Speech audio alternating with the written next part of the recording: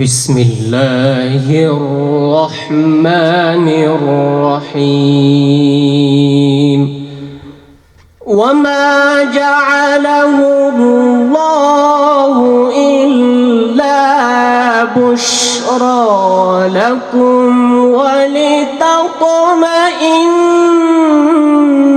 قلوبكم به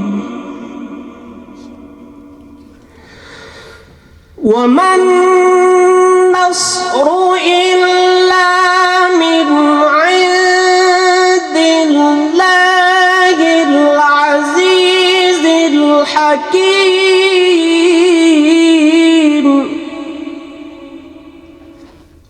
ليقطع طرفا من الذين كفروا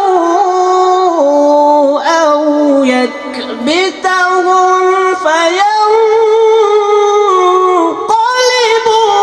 خائبين.